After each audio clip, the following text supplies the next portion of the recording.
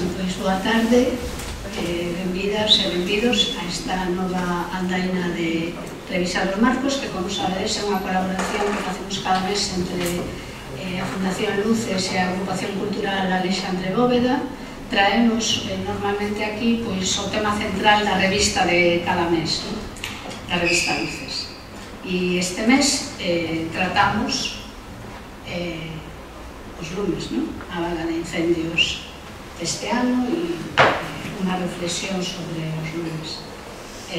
Na revista hai 4 pezas escritas por 4 mulleres, unha delas, Teresa Táboas, que seguramente a coñecedes, que é arquitecta e ademais a presidenta da Fundación Luces, que fala do fracaso das políticas de extinción a nivel europeo, a boa mostra a vaga de lumes deste ano en Galicia, e a necesidade de outra forma de xestión do territorio máis equilibrada e que teña un punto de vista diferente do que é o mundo rural e do que son os montes.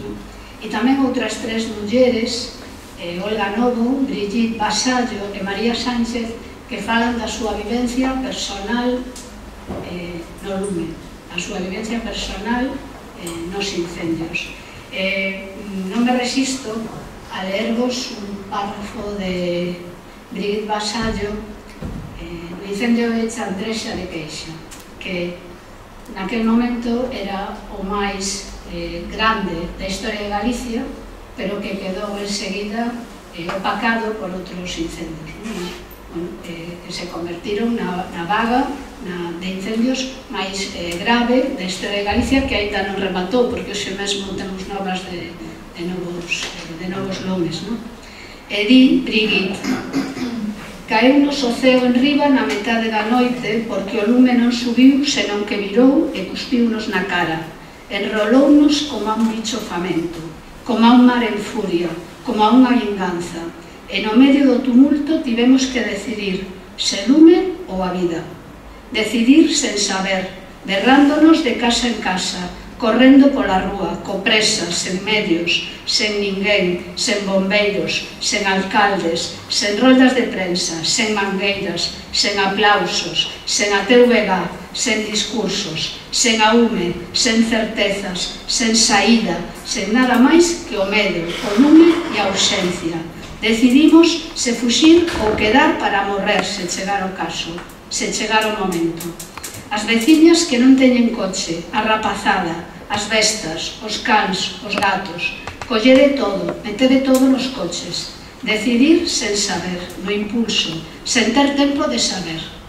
Eu creo que este pequeno parágrafo nos coloca de cheo no que foi o inverno deste verano, no que foi o inferno deste verano, o inferno que ainda non rematou, non? Os incendios apaganse no inverno, seica, pero o tema tamén debería estar na xenda no inverno, e é verdade que estivo na xenda durante todo o verán.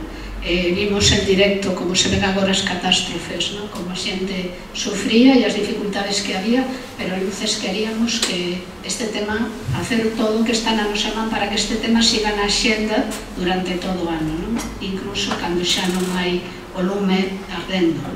E para iso está con nos hoxe Xandro García. Xandro García é coordinador de Adega da Coruña. Adega, a Asociación para a Defensa Ecolóxica de Galicia, celebra este ano o seu 50 aniversario, e por iso tamén queríamos aproveitar para celebrarlo con eles e traerlo a falar. E para empezar, Xandre, a vaga de incendios deste ano tivo algo, bueno, que tivo algo especial o sabemos, pero que tivo de especial para que fora tan dramática? Bueno, pois, primeiro, moitas gracias a Fundación Luces por convidarnos e a Alexandre Bóveda por convidarnos a este evento e por pensar en nós. E, bueno, vou intentar explicar un pouco o que acontece no Monte Galego e por que estas vagas de incendios que son tan recurrentes en Galicia, porque esta non é a primeira vez que acontece. Este ano deuse a circunstancia de que as condicións meteorolóxicas foron as axeitadas para que se produciran máis lumes que a Cotío. Pois este verán batíronse récords de temperaturas en Galiza e en moitas outras partes do mundo, que isto, pois, xa supoñedes que ten que ver co proceso de mudanza climática no que estamos sometidos na Terra, e iso fai que, bueno, pois que sea máis doado que arda monte.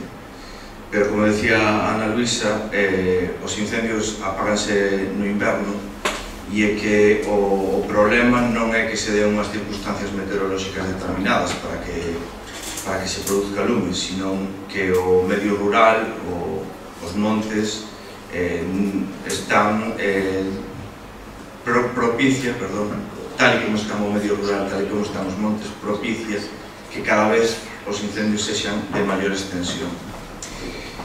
Isto ten que ver con unha desorganización no medio rural, con que non hai unha ordenación clara do territorio no medio rural, e, por exemplo, en Galiza nunca houve tanto monte, nunca houve tanta superficie arborada, e, ademais, a maioría da superficie arborada que temos en Galicia, cerca dun 80 ou 85%, é de especies como o piñeiro ou o eucalipto, que o eucalipto, xa sabedes, que é unha especie pirófita, que para propagarse precisa o lume. Bueno, se propaga máis rapidamente co lume. É unha especie invasora que, a pesar de eso, non está no catálogo galego de especies invasoras, e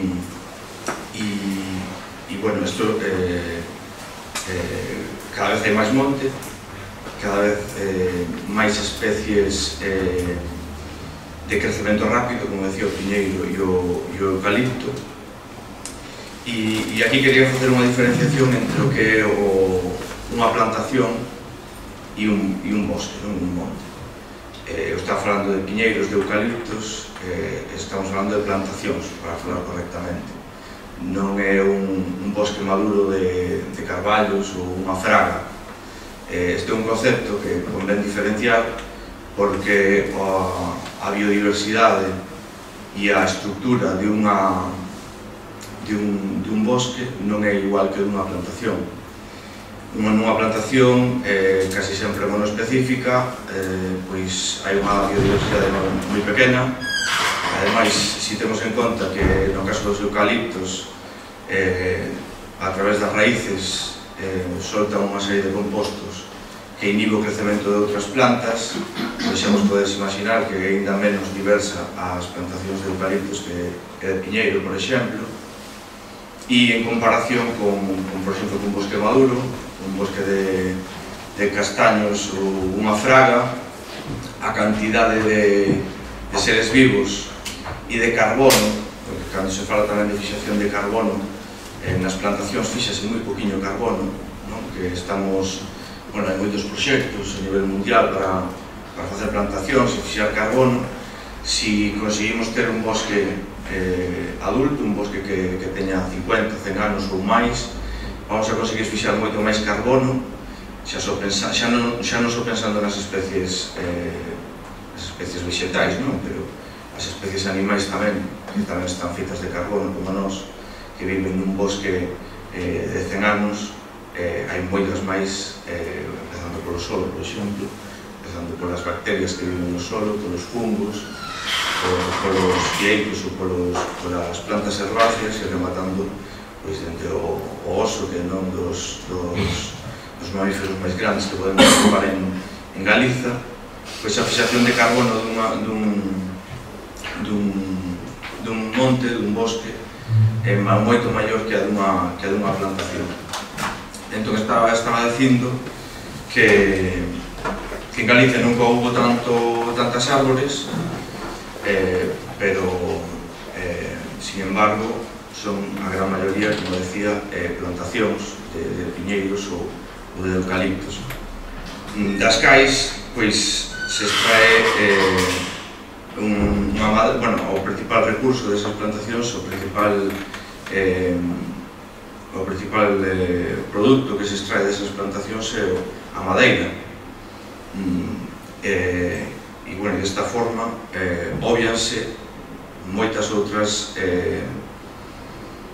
formas de explotar que hai no rural, no medio rural. Por exemplo, poderíamos falar da gandeiría, do aproveitamento dos froitos, por exemplo, das castañas, dos fungos incluso.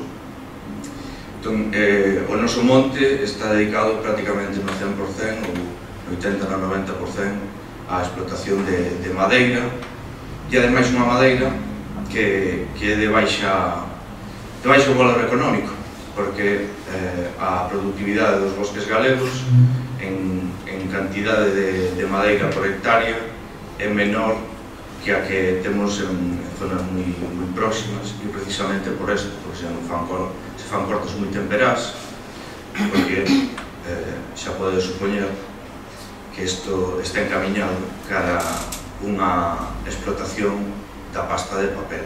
O sea, temos o 80% ou 90% do noso bosque dedicado á produción de pasta de papel. E iso fai que se empobreza o medio rural, porque era unha fonte, bueno, a maior superficie do rural galego está destinado a un produto de baixa rendibilidade económica. E esa é unha das principais causas dos incendios. Temos que, bueno, pois enfocar as cousas desde ese punto de vista, non? Entón, partindo desa base, partindo de que temos un monte empobrecido, que temos un medio rural empobrecido, despois podemos falar a continuación de como podemos mellorar isto, non? De que podemos cambiar no medio rural para empoderarlo. Porque, como decía, se só dedicamos o noso territorio a un tipo de explotación e que ademais non deixa apenas recursos na poboación, porque a maior parte dos beneficios alevan grandes empresas que teñen capital estranxeiro, pois é imposible que haxa xente que viva no rural e que, bueno, pois se tomen medidas para parar catástrofes como as deste verano. Non sei se con isto respondendo un pouco a todo. Sí, ADEGA forma parte da plataforma por un Monte Galego con Futuro, da que están cada vez integradas máis asociacións, entidades veciñais, incluso concellos. Durante todo este verano houve varias movilizacións nos distintos concellos contra a política forestal da Xunta, un pouco na línea do que ti agora veñas dicindo e reclamando outros usos do monte e outra planificación. E este último 14 de setembro houve unha gran manifestación en Santiago. Crees que hai un cambio na conciencia da poboación galega respecto de como hai que planificar o territorio, de como hai que traballar o monte, de como hai que considerar o medio rural? Crees que hai máis conciencia? Crees que as movilizacións axudan a poñer o tema na xenda? Crees que este tema, con estas movilizacións que hubo todo o verán, seguirá na xenda durante este ano? E que se pode facer para que este tema siga na xenda? Hoxe mesmo estaba Rueda presentando en Madrid os orzamentos galegos e ni palabrita dos incendios, ni palabrita do medio rural. Creo que vai baixar algún imposto ás familias numerosas.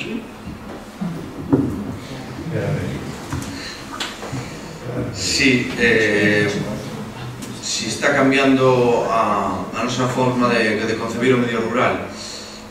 A ver, eu penso que sí que creo que vai a ser un punto de inflexión esta vaga de lunes. Foi tan salvaxe, tan grave, que non creo que sea un suma e sigue como en anteriores vagas que viñemos acumulando, non? Moitas veces, cando pasan cousas moi repetitivamente, como que nos insensibilizamos, non? Pero eu sí creo que esta vez vai a ser un punto e aparte, porque a diferencia con outros anos, este ano hubo catástrofes persoais e a mí sí que me parece que iso é un punto e aparte para isto, non? E esta plataforma ven tendo o seu percorrido xa dentro de 2019, non é algo novo. No 2019 se asasinara un manifesto por un rural galego vivo con unhas demandas moi semellantes ás deste 2025. Pero, bueno, hai que darlle tempo para ver que acontece, pero eu si creo que este ano vai a ser un punto e aparte. E, bueno, as demandas que ten esta plataforma van un pouco polo fío do que estaba contando un pouco antes, de convertir o rural nunha zona na que se poida habitar, porque agora mesmo, como decía antes, é un medio empobrecido e, polo tanto, cada vez hai menos xente que queira vivir no rural. E, ademais, xa sabes que o rural, os servicios chegan máis tarde sempre e é moito máis difícil, a veces é máis difícil vivir. Ao final nos habituamos, moita xente nos habituamos a vivir nas cidades e no rural, como hai menos servicios, a veces é máis complexo. E convertir o rural galego nun rural vivo pasa por convertirlo nun mosaico, non nun monocultivo como temos agora, sino convertirlo nun mosaico de diversas actividades. Eu apuntaba antes que podría haber gandeiría, hai experiencias e hai gandeiros que teñen ovellas no rural, non só vacas, hai en Galicia, tamén hai ovellas, que é un gando que é compatible con ter árboles. Sabes que as explotacións gandeiras de vacas son máis en prados, en zonas de pradeiras, pero as ovellas poden convivir perfectamente coas árboles. E pasa tamén por ter un deseño un deseño forestal no que poidan convivir tamén frondosas, como carballos, como castiñeiros. Se podería aproveitar, porque non, os érbedos, que é un froito carnoso que é dos poucos que dan árbores e que é un produto que cada vez está máis demandado. Existe un montón de iniciativas que se poden levar a cabo para revitalizar o rural, pero iso pasa primeiro por unha regulación, porque haxa unha regulación do espazo, unha ordenación do espazo.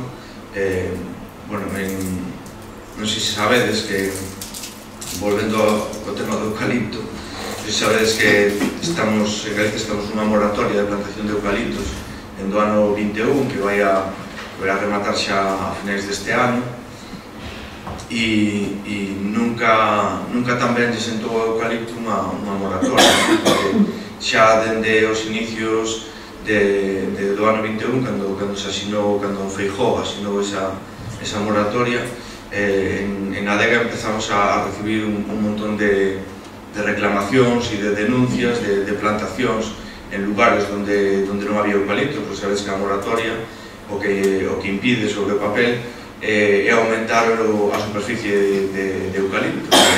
Só se poderían plantar eucaliptos para repoboar zonas nas que xa existira eucalipto. E xa digo, dentro do ano 21, a Adega tamén fixo unha campaña para recoller denuncias de xente que nos achegara persoalmente plantacións que foran ilegales, que non respetaran esta moratoria, e xa nos primeiros 6 meses tuvemos unhas 200 denuncias de lugares de toda Galicia onde se plantaron eucaliptos cando non había prados, incluso en zonas protegidas. En fin, que sobre o papel esta moratoria foi unha idea genial, pero na realidade a administración non aplicou as medidas necesarias para que esa moratoria fora efectiva, co cual nos atopamos de que non serviu para nada. Unha das demandas principais precisamente desta plataforma é esa, que exista unha moratoria real do eucalipto, que se deixe de aumentar o número de hectáreas de eucalipto que hai en Galicia e incluso empezar a reducilas, porque xa digo que é algo que non ten moito sentido. Outra das demandas desta plataforma é ter un servicio de extinción de lumes profesional. Isto é algo que tamén estuvo moi en boga este ano nas noticias, porque moitos dos contratados para apagar lumes forestais pois ni siquiera tiñen a formación oportuna, o cual pon en risco non só o monte e as casas, sino a súa propia vida, dos que están a apagar o lume. E por último, outra das demandas principais desta plataforma, que xa digo que ven dende anos atrás, é a de protexer a biodiversidade do monte. Hai que ordenar o monte e decidir que zonas van a dedicarse a un espacio protegido que é un reservorio de biodiversidade, como decía antes tamén de carbono, e cales van a ser unha zona para explotar, para facer unha produción agroforestal. Ademais, en Galiza dase unha circunstancia bastante significativa, e é que hai moi pouco monte que sea de propiedade pública. A maioría do monte é de propiedade privada. Ademais, xa sabedes que os galegos somos minifundistas, o cual é moito máis difícil xestionar espazos pequenos que espazos grandes, sobre todo se pensamos en que teña unha rendibilidade económica.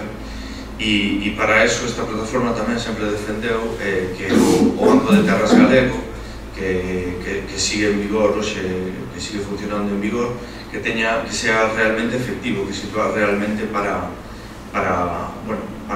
ordenar e para producir, para que o monte sea productivo.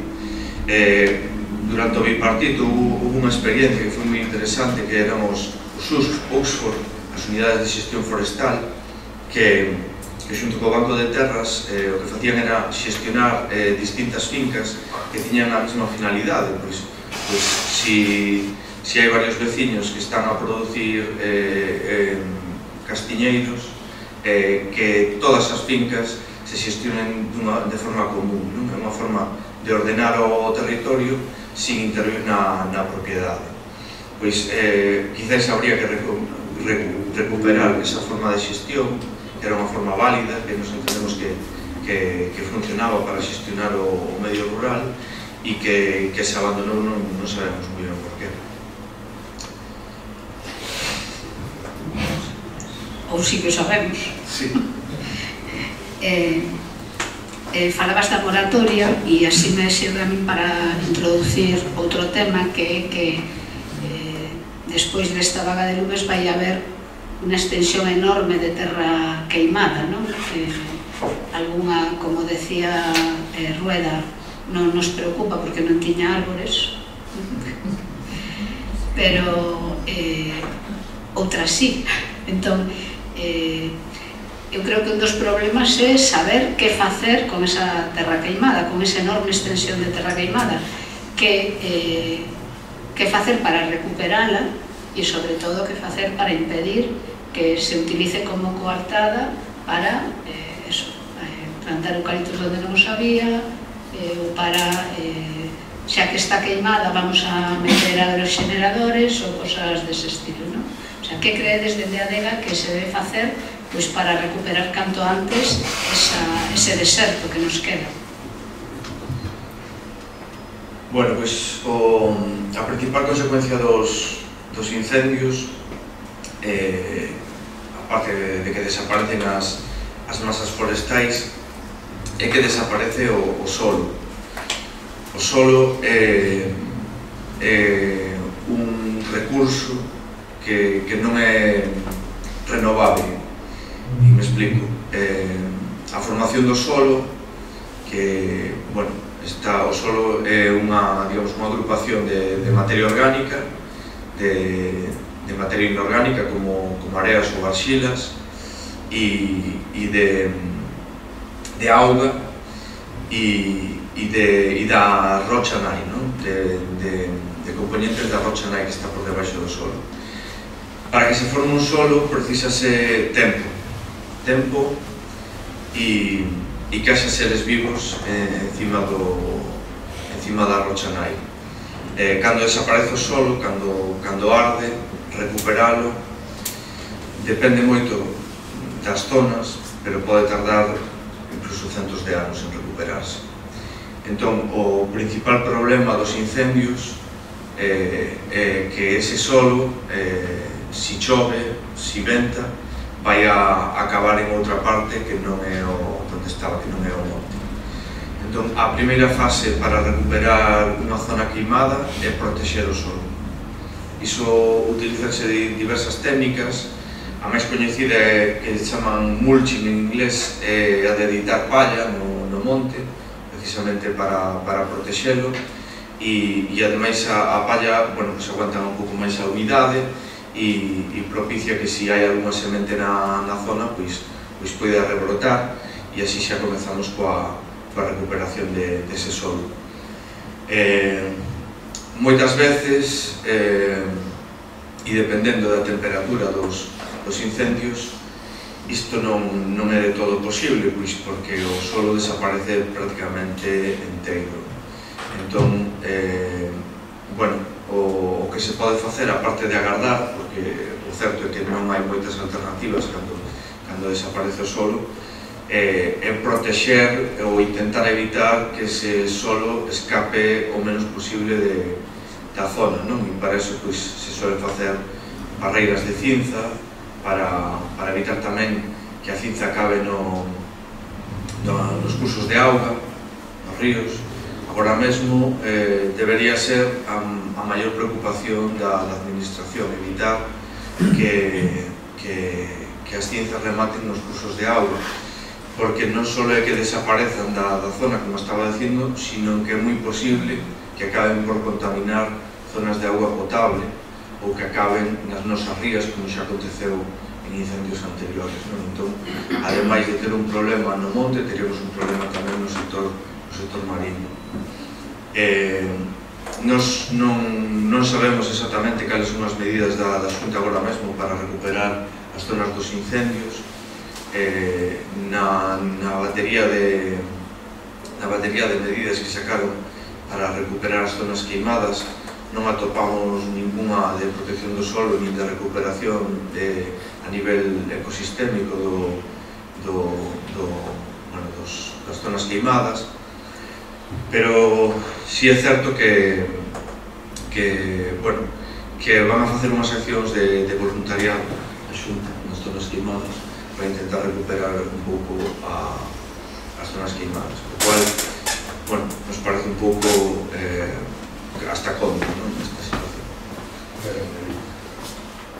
E falando un pouco teña aquí anotados unha serie de datos para falar un pouco da magnitude do que foron os incendios deste verano. Sabes que hai como un baile de datos entre os datos que deu a Xunta e os que se contabilizaban a través do satélite Copérnicus, que utiliza a nivel europeo para contabilizar, mide a temperatura superficial da Terra. Entón, cando hai un cambio de temperatura grande como dun incendio, nos permite saber a superficie que ardeu. E non tiño os datos actualizados porque, como decía Ana Luisa, a día de hoxe sigue habendo un incendio activo na Budiña, que din que anda por as 40 hectáreas, pero aproximadamente arderon en Galiza unhas 150.000 hectáreas de terreo. Isto, para que vos fagáis unha idea, pois é aproximadamente o 5% do noso país. Isto quere dicir que unha de cada 20 hectáreas ardeu, unha de cada 20 hectáreas de Galicia ardeu. E, por facer unha comparativa que todos os que vivimos na Coruña podíamos entender, estas 150.000 hectáreas equivalerían ao que é o Concello da Coruña e os concellos limítrofes como Arteixo, Culleredo, Oleiros e Campos. Toda a extensión destes concellos foi a extensión que ardeu en Galicia nestos incendios. E ademais, curiosamente, a afección do lume, a prevalencia do lume foi moito maior, foi 2 veces maior nas zonas protegidas que nas zonas non protegidas. Por exemplo, ardeu, por exemplo, máis do 50% do Vicuirel de Monte de Ramo, ardeu máis do 50% do Macizo Central, o 20% de Penatrevinca,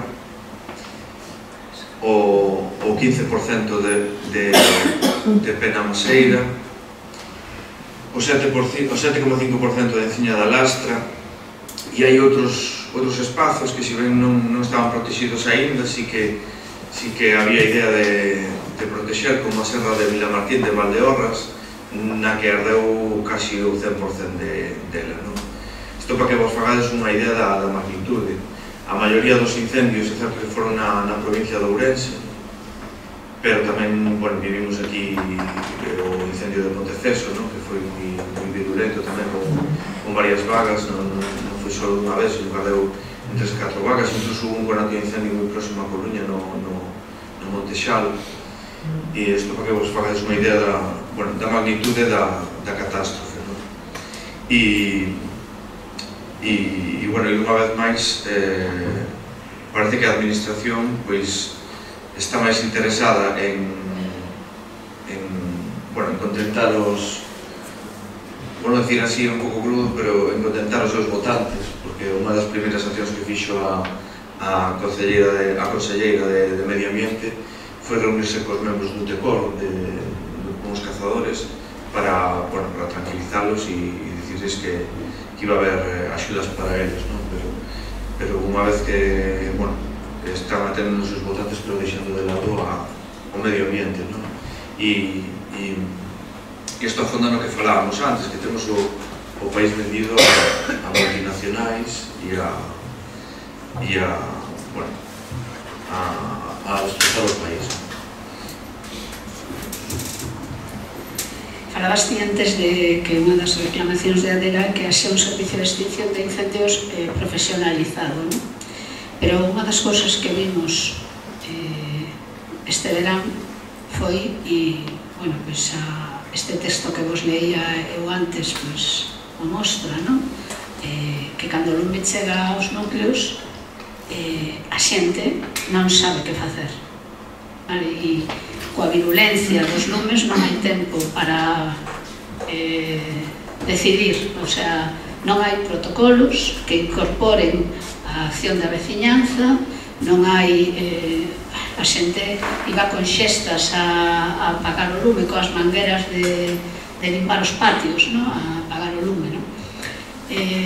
Non debería estar a veciñanza, non sei a través de que sistema, involucrada e polo menos ter instalados protocolos para que a xente saiba o que facer, porque se non facemos nada máis, o ano que ven volve a haber unha vaga de incendios e vamos volver a ver a xente que ten que decidir se quedar para intentar salvar a casa coas súas mans e arriscarse a morrer ademais de perder a casa, ou marchar e non saber o que vai pasar. Non deberíamos involucrar, ademais da profesionalización do sistema, non deberíamos involucrar tamén a veciñanza? Bueno, pois é que o lume non teria que chegar ás casas. Eso, a Lei de Montes regula as distancias que ten que haber das explotacións, das plantacións de eucaliptos ás casas, para evitar precisamente isto. A cuestión é un pouco que decíamos antes, que a administración non vela porque isto se cumpre. Entón, por exemplo, non pode haber eucaliptos a menos de 50 metros nunha casa, ou a menos de 50 metros nunha vía de comunicación. E a realidade é que isto non acontece. E non hai ninguna administración que empeza a sancionar, porque son moitas cousas, habría que sancionarlas, precisamente porque están en risco as vidas das persoas. Despois, que haxa protocolos para que a xente poida apagar o lume. Bueno, eu penso que iso, claro, nun momento de emerxencia non hai outra alternativa, pero tendo un equipo de emerxencias que este formado e que este a disposición das emerxencias que poidan surxir e que teña, que este ben dimensionado para parar os lumes e que traballe durante todo o ano, porque é unha cuestión tamén que é unha das demandas históricas tamén contra os incendios, que no inverno, cando non hai incendios, que precisamente esta xente que se vai a dedicar a apagalos, que se dedique a facer corredores de seguridade, que se dedique a facer faixas en torno a zonas nas que pode haber moito combustible.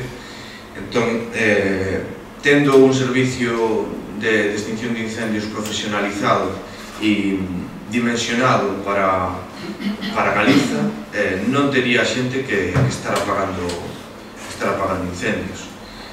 Pero, máis, non parece que a administración vaya por ese camiño.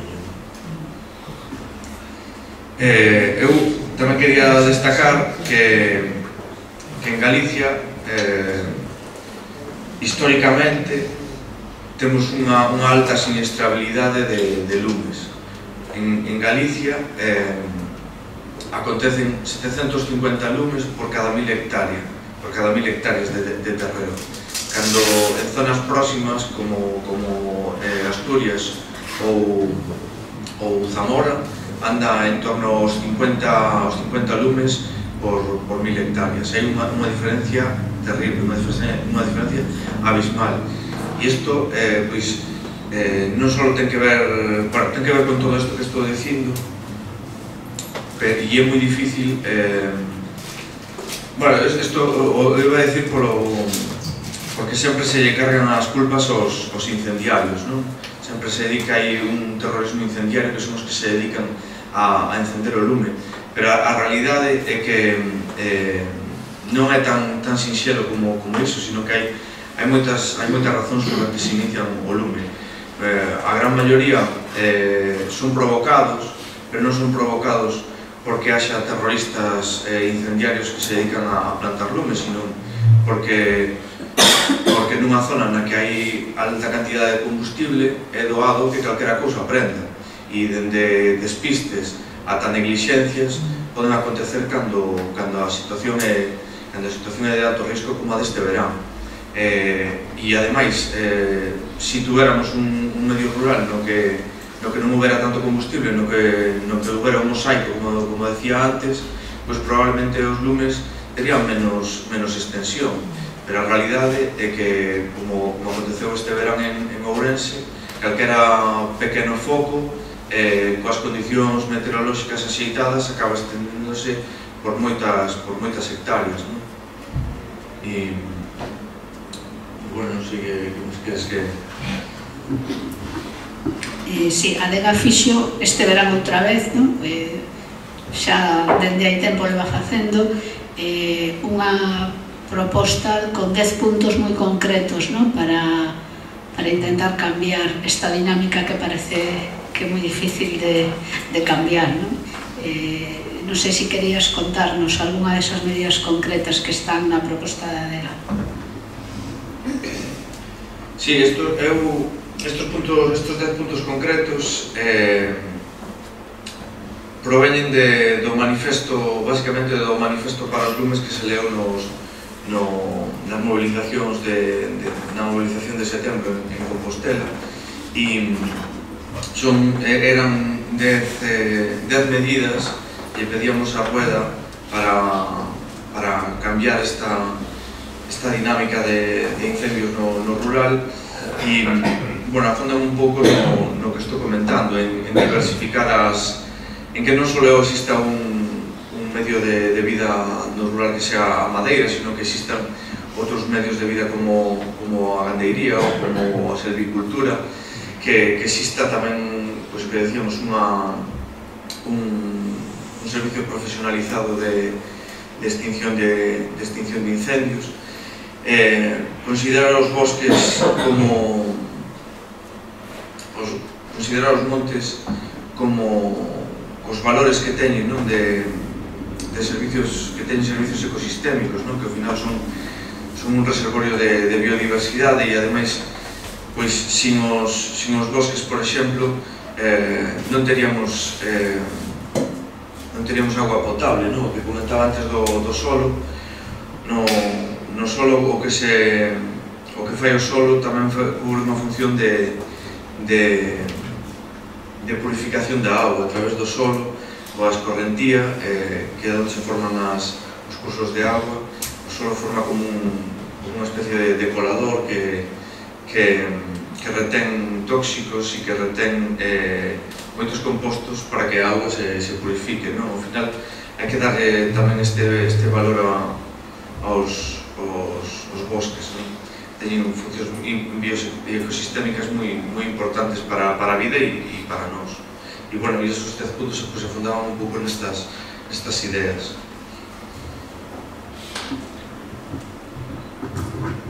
Bueno, pois agora tocamos a vos.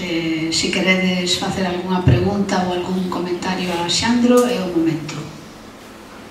Comentar, calquera quere comentar. Primeiro é que... Non, creo que non.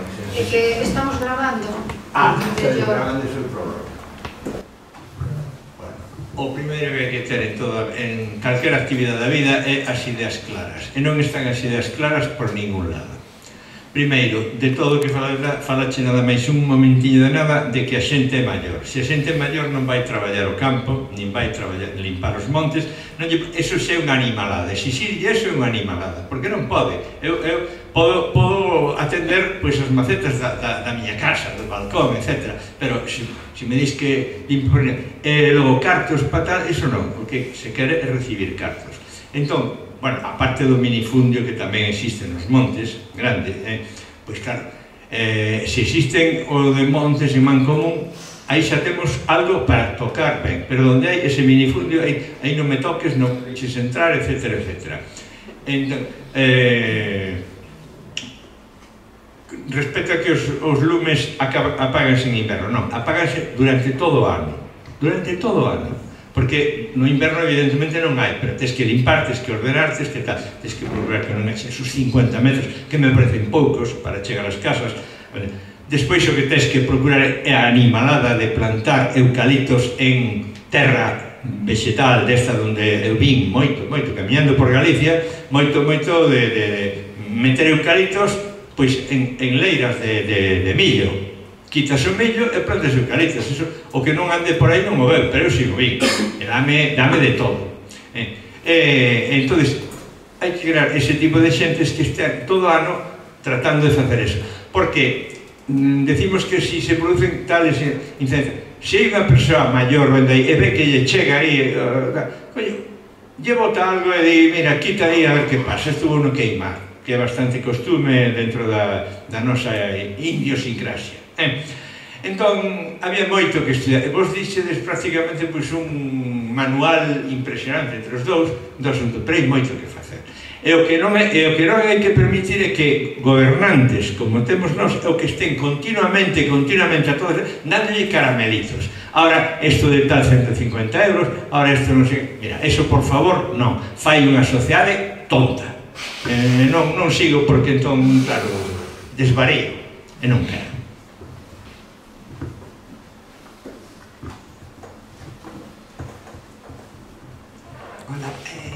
Moitas gracias pola túa exposición. A min, cando penso en toda esta situación, me parece que é un problema que temos que abordar como sociedade civil. Evidentemente, exixir os poderes, pero como sociedade civil tamén abordalo, non? E a mí me faltan máis debates. O sea, eu creo, cando se fala de a paisaxe, o mosaico, non se fala, como decía moi ben este home, de demografía. Temos un problema demográfico, se nos están vendendo as aldeas, non? Outro problema, o suelo. Hai tempo que está desaparecendo o suelo por unha agricultura intensiva, non solamente por os incendios, sino por o abuso de sustancias químicas. Estamos perdendo esa riqueza.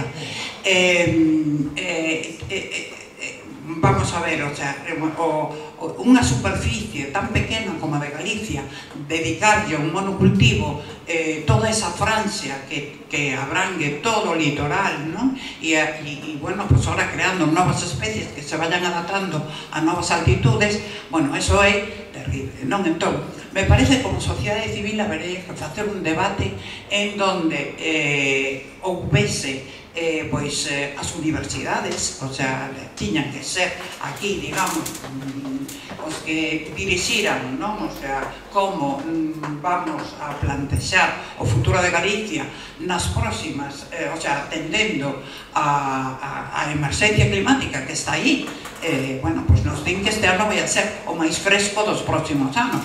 Ateñámonos as consecuencias, non? Con que todo eso supón na alteración dos cultivos, na agricultura, non? Ese é un tema fundamental.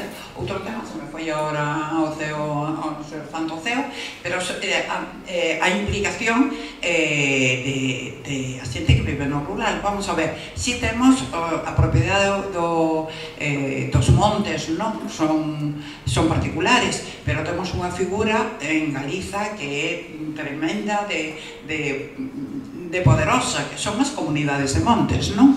Entón, as comunidades de montes, a universidade, os grupos ecologistas, é dicir, todos aí creo que necesitamos un debate de amplio recorrido para garantizarnos a soberanía alimentaria. Que a soberanía alimentaria, bueno, dependemos fundamentalmente do petróleo, o sea, polos camións que van e veñen, non? Entón, creo que é unha desorganización tan total que como sociedade civil debemos plantexarnos, non? O sea, debater durante temporadas grandes, o sea, estos problemas, non? E crear unhas condicións para todos os partidos políticos. Como lle vou a pedir a Xunta? Pero que lle vas a pedir ti a Xunta? Son uns impresentables. O sea, fora do Xacobeo non hai que pedirche nada, porque non se interesa nada. Ou vender Galicia e Fitur e punto. Non hai outra cousa. Entón, o sea, creo que nos temos que reorganizar como sociedade civil e armarnos de elementos para decir, no, que queremos, e o futuro de Galicia pasa por aquí, ten que pasar por aquí, porque estamos vendo os síntomas dunha enfermedade moi grave. Que pasa? Que as eleccións son cada 4 anos e isto, a reconstrucción de todo un país, non se fai en 4 anos, nin se fai nas próximas eleccións. Os ritmos de natureza e os ritmos que nos marcan os políticos son completamente distintos. Entón, bueno, eu creo que eu como sociedade civil me parece que nos debemos autoexixir un compromiso serio, máis que nada por supervivencia, por, sabes, por soberanía alimentaria. Nada máis. Bueno, eu estou encantada, fantástica a conferencia e fantásticas as intervencións. Eu estou nunha asociación de montes, estou nunha asociación. Levo 4 anos traballando día e noite nesa asociación. Entón, evidentemente, por arriba, políticamente, hai moitísimo que facer, pero a base tamén hai moitísimo que facer. Ti vas a un propietario e dirlle que ten que retirar eses 50 metros, bueno, terrible. Que hai que facer unha pista de cortalumes, que tal e cual. Bueno, temos un caso que é dun kilómetro, hai 50 propietarios, fomos casa por casa para que deixaran retirar, cando a concentración do 64 estipulaba 4 metros de ancho e 2 para os foxos, o sea, 6 metros. Bueno, pois estuvemos como un ano convencendo, tratando de decir que iso era fantástico para se había un incendio, que non arrasara todo, e que eran cartos da Unión Europea, e tal e cual.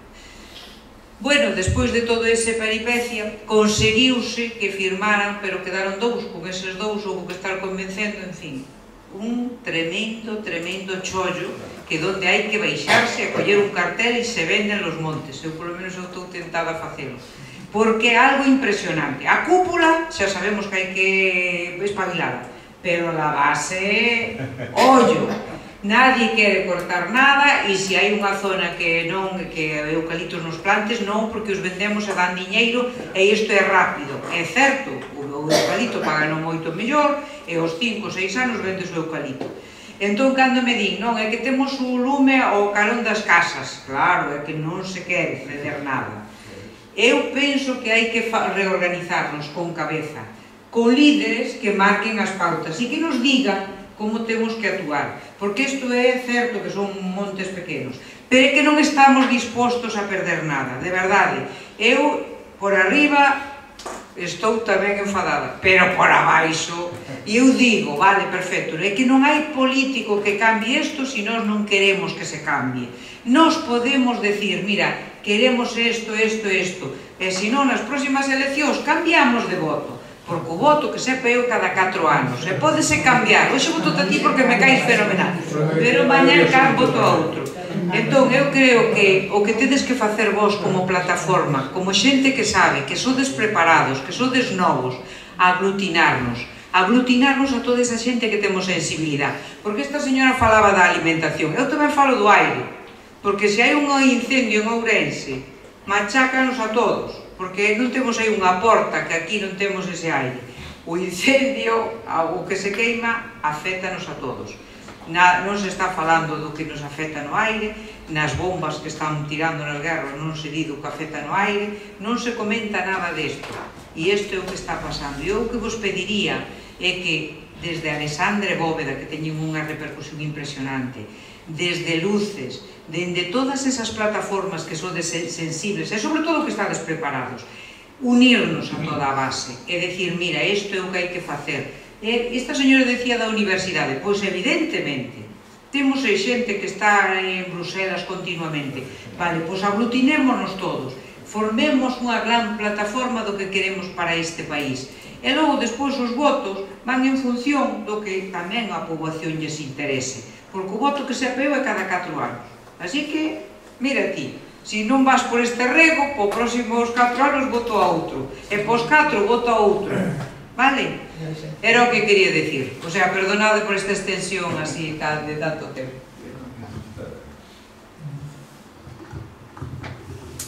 Nada, eu moi brevemente quería comentar unha variable que creo que se falou pouco e que creo que podría formar parte da solución e que falamos moitas veces de rural vivo e do que se pode vivir no rural, pero creo que hai unha cuestión fundamental, porque hoxe no rural podría vivir calquera cun ordenador diante, non digo calquera, pero moita xente.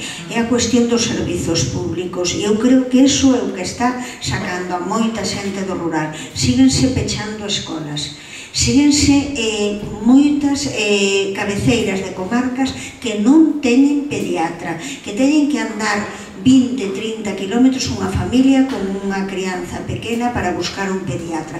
E logo non falemos xa de todo o que ten que ver co transporte. Ir de Lugo a Compostela, miremos cantos son os kilómetros, levache medio día. Polo tanto, eu creo que ese é fundamental, falar do servizo. Cando falamos de rural vivo, falábamos de un problema demográfico, pero que a xente non queda ali porque non hai servizos, porque non hai, cada vez as escolas quedan máis lonxe, tens que meter a un pequeno, unha pequena de 3 anos nun bus que a leva porque é a cabeceira da comarca e está a 10 ou 12 kilómetros e para polo camiño antes que levantar a non sei que horas. Entón, é necesario eses servizos públicos verdadeiramente para que o rural este vivo, non é só do que poidamos vivir, senón que verdadeiramente sexa cómodo, igual que en calquer outro lado estar ali. E eu, só contestándolle a Chus que falaba aquí, que se temos aquí unha fila de coches e temos que convencer a cada un de que no semáforo, cando ten en vermello, debe parar, se cadra non o damos convencido, pero hai unha lei que sabe que se non vira un poli e lle pon unha multa de 100 euros. Entón, a mí gustaríame que a xente fose máis concienciada. Creo que hai de todo e hai tal, pero a lei tamén está para ser cumprida e é que se cadra hai que convencer a 50 veciños, pero cando nos queden 2 ou cando nos queden 20, bueno, pois terá que ser a lei, esa lei que impide que se poida plantar eucalipto en calquera lado, porque se cumprira a lei, se cadra nunca un incendio podría estar matando ou queimando casas, porque os árbores non deberían estar, as árbores forestais, ou sea, unha masa forestal ao lado dunha vivenda, e a vemos en calquera lado, o monte aquí abaixo e a casa ali. É verdade, eu sempre creo que que a masa forestal non está adecuada, pero en ocasións a que non está adecuada tamén é a casa que se deixa facer en calquera lado, non? Totalmente razón.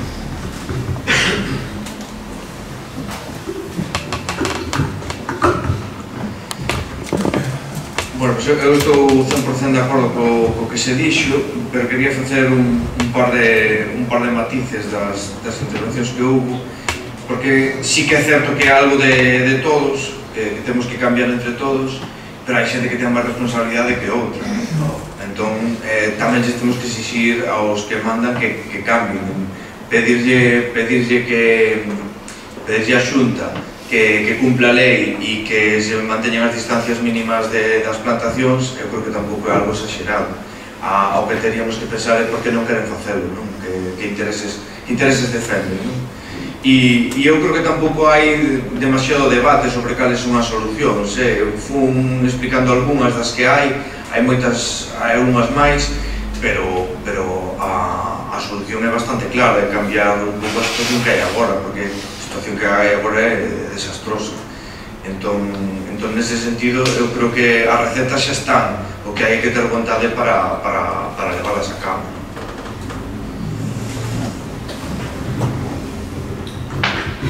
Pois se non hai máis comentarios nem preguntas, o deixamos aquí.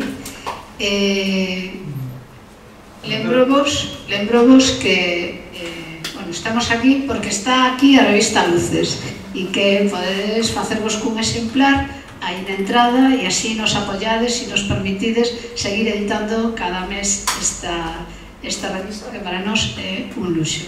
Así que moitas grazas e ata o mes que ven.